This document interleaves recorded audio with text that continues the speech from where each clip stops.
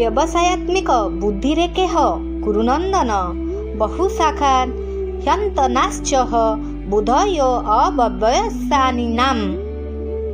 हे कुरुनंदन, एही समवृद्धि प्राप्ति विषय रे व्यवसायात्मिका बा निश्चयात्मिका बुद्धि एक ही होइथाए। अव्यवसायी मनुष्यंकर बुद्धि गुड़िक अनंत और बहुशाखा विशिष्ट होइथाए।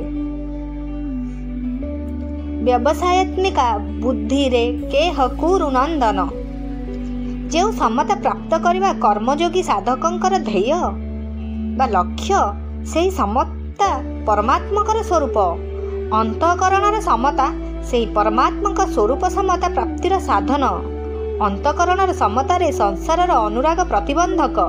से अनुराग दूर करने अथवा परमात्मा तत्व प्राप्त करने जो एक निश्चय बा दृढ़ निर्णय हुए, ताहार नाम व्यवसायित्मिका बुद्धि। व्यवसायात्मिका बुद्धि एक हेबार लक्षण, व्यवसायात्मिका बुद्धि एक हेबार कारण कौन?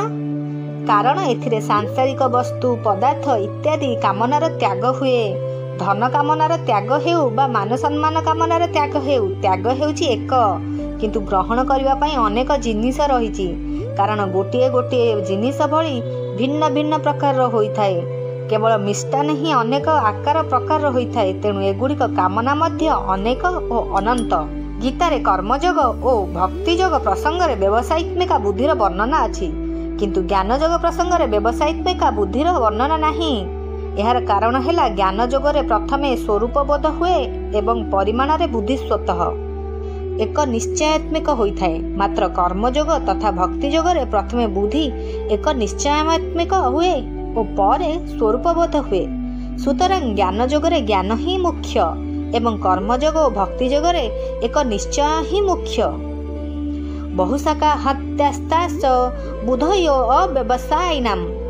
जहाँ भितरे सकाम भाव रही थाए एवं जी भोग और संग्रह रे आसक्त, से माने अव्यवसायी। कामना सकाशे एही मनुष्यंकर बुद्धि अनंत हुए एवं सेही बुद्धि गुड़िक अनंत शाखा विशिष्ट होइथाए। अर्थात गोटे गोटे बुद्धि रे मध्य अनंत शाखा थाए। जेपरि पुत्र प्राप्ति करबा हेला गोटे बुद्धि एवं पुत्र प्राप्ति पाई जो औषध सेवन करी, केउ मंत्र जप करी, केउ अनुष्ठान बा पूजा पाठ करी, केउ सन्थंक ठारू आशीर्वाद नेबी इत्यादि उपाय गुड़िक हेउची सेही बुद्धिर अनंत शाखा। सेहीपरि धन प्राप्ति करबा हेला गोटे बुद्धि एवं धन प्राप्ति पाई वाणिज्य करी, चाकरी करी, डकैती करी, प्रतारणा करी, ठकामी करी इत्यादि उपाय गुड़िक हेला सेही बुद्धिर अनंत शाखा। एभली मनुष्यक बुद्धि रे परमात्मा प्राप्तिर निश्चय हुए नहीं। वास्तविक उद्देश्य हेछि एक। जे पर्यंत मनुष्य उद्देश्य एक होई नाही, से पर्यंत ताहार उद्देश्य अनंत होइथाए एवं प्रत्येक उद्देश्यर अनेक शाखा रही थाए। ताहार कामना अनंत होइथाए एवं प्रत्येक कामना पूर्ति पाई उपाय मध्य अनेक होइथाए।